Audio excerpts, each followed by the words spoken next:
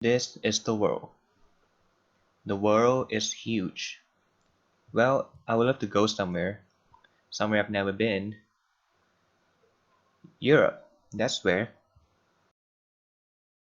I've been planning this for over a year, and since I graduated college and saved up quite some money, and my legality of staying in Canada is coming to an end, why shouldn't I go?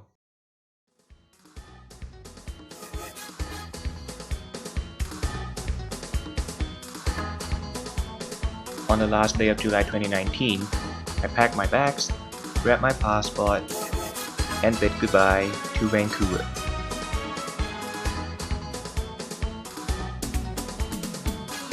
As I made my way across the Atlantic with my first stop in Paris, France.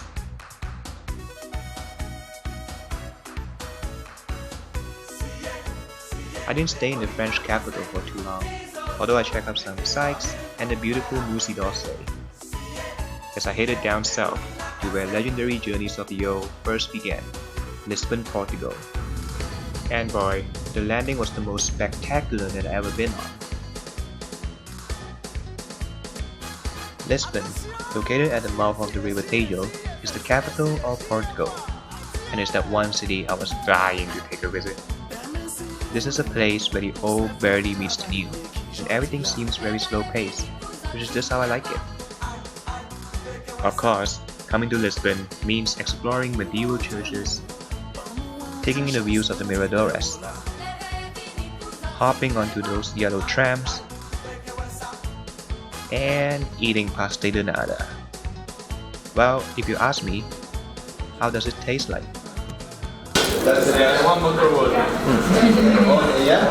Amazing. But if there's one distinctive place in Lisbon that I would highlight the most, it's the Quarter of Alfama.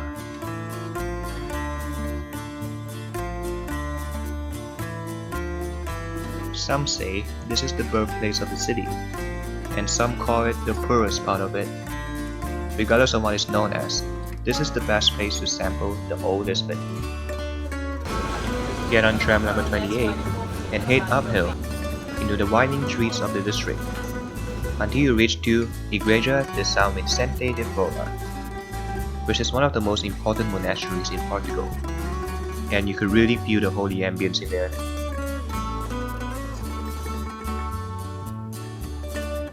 But Alfama isn't just the birthplace of the city, it is also the birthplace of the Portuguese music of Fado.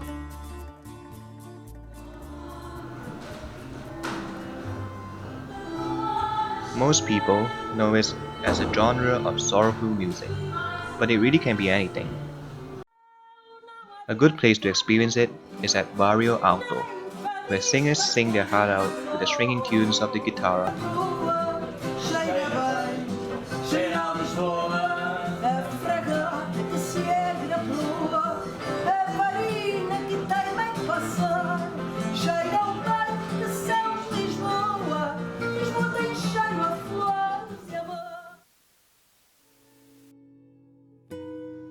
After a night of good music, I took a train to Sintra for a day trip.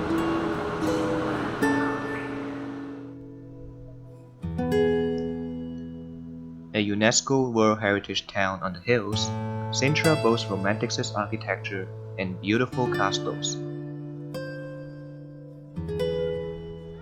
And the one that attracts visitors the most is Pana Palace. Perching on a hill with a profusion of architectural styles, it is perhaps the most touristy place that I've ever been at. So, made it up here, great view, very windy, and lots of tourists too. But pretty worth it, I'll say. But with views stretching all the way to the Atlantic Ocean, coming up here sure does worth the trip.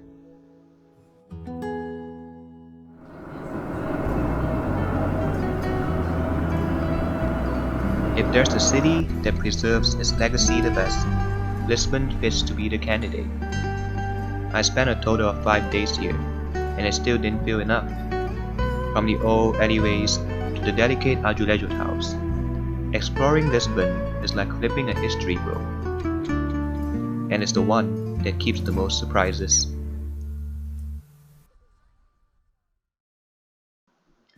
Leaving the capital behind, I headed south to the Algarve for some fun in the sun.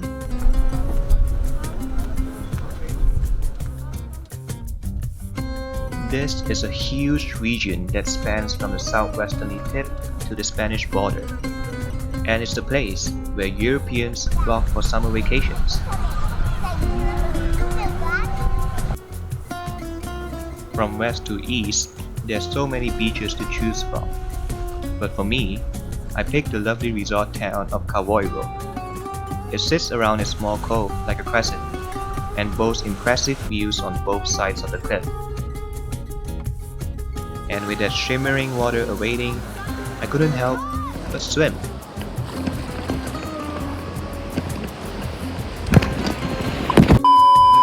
Yeah, that didn't quite go too well. But the Algarve doesn't just limit itself to swimming. You can go exploring sea caves like this one, walk on coastal trails, visit different beaches, including the most beautiful, Praia da Marinha, or just relax.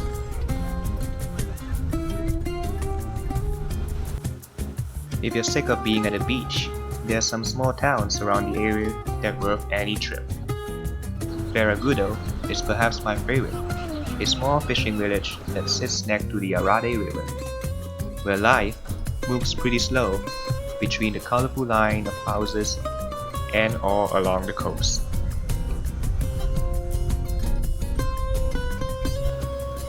With its gorgeous seascapes and laid-back atmosphere, it's no wonder that the Algarve is a beloved holiday spot.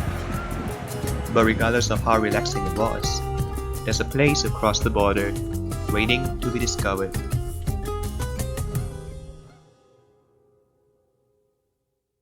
A cultural powerhouse, I hop across to Spain's Andalusia region.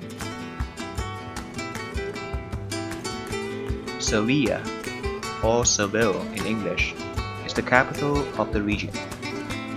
This is the city that defines Andalusian culture the best. And I gotta say it, the architecture here is absolutely stunning. But no matter how beautiful the city is, it was the hottest place that I ever been. So I'm walking here in Seville and it is brutally hot here. 38 degrees right now. Crazy. Yep, temperatures in here can reach all the way above the norm during summer. Seville once had the highest record of 50 degrees Celsius. A good way to avoid the heat is to visit an art gallery, such as the Museo de Bellas Artes, one of the finest in the country. But you still have to head out and not missing some of the best tapas in all of Spain. Click that, you hear the flamenco dance. This is Spain's most iconic dance, which has originated from the region.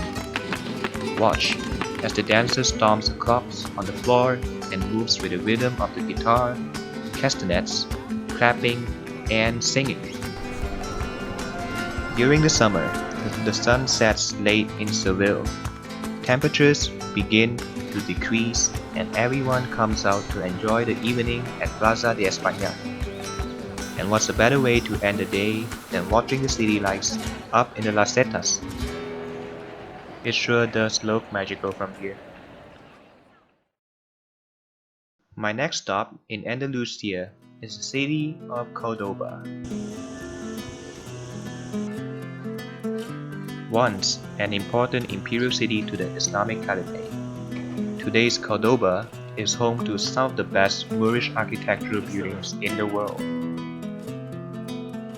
A great reason to visit the city is the one and only Mezquita. It started as a small Visigoth church, but was then expanded to be the Great Mosque by the Muslims.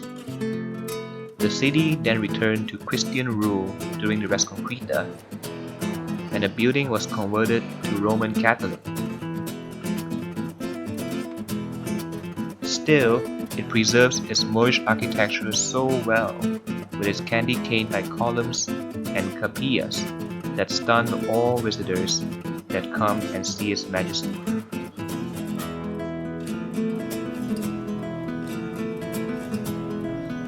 Escaping from the heat of the interior, Cadiz became my obvious choice for cool weather.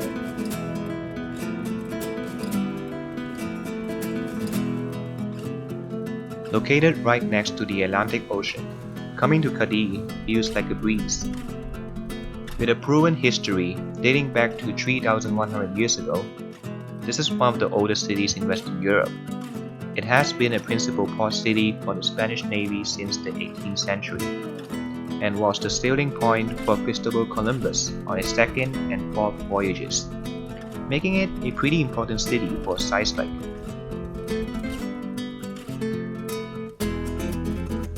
Despite being such a historic city, people are mostly drawn to its beaches.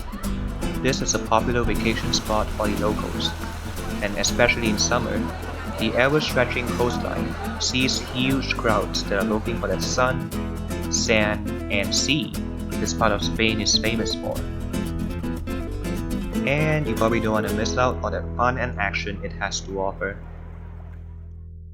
After a few days of sun in Andalusia, I flew up north to Catalonia's hippie capital, Barcelona. With a population of more than 4.8 million in its full municipality, it is one of the largest urban areas in Europe. Although a part of Spain, being in Barcelona feels like a different world, and you can really tell by how desperately the province wants to be fully independent by the many Estelada flags hanging all over. It is a city of proud traditions after all, from its famous football club to its cuisine, where you can experience in markets like this one, to many of its creative inhabitants that shaped the city to become one of the cultural centers in the world. If there's one that the city is proudest of, no doubt is Antoni Gaudí, an architect that devoted his life to create one of the most unique architectural styles on earth. Most of his creations in the city are declared as UNESCO World Heritage Sites. But if there's one masterpiece, although still incomplete, that stands out from the rest, it's the Sagrada Familia. Currently in the Sagrada Familia Cathedral, and the architecture here is just stunning. There's no words to describe it. And yeah, I'm impressed. Everybody is. Everybody is. It was a feast for the eyes, with so many things resembling a fusion of both nature and mankind in its architecture. I was truly blown away. But it's not just the inside that has all the details. On the outside, you can see three facades: Nativity, Passion, and the soon-to-be completed Glory, displaying the birth, suffering, and the celestial glory of Jesus. Sightseeing in Barcelona can be strenuous, with so many things and places to explore, like the Gothic Quarter and the waterfront of Barceloneta, where doing a Segway tour is the best bet. But when the night falls, it's time to head to Montjuic and catch a spectacular show of the Font Magica to cap your amazing time in the city of Barcelona.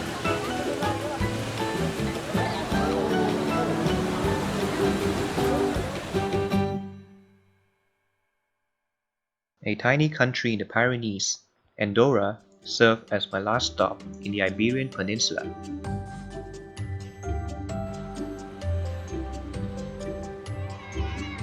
This is a miniature world of medieval stone churches, mountainous views, and tax-free shopping, which is perhaps the main reason people come here. Well, my reason of coming here was to check out the largest indoor spa in Europe.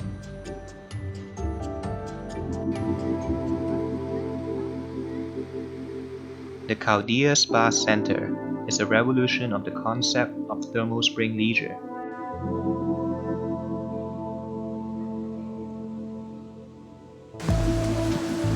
Waters rich in sulfur, allow visitors to enjoy a relaxing swim in its huge indoor baths.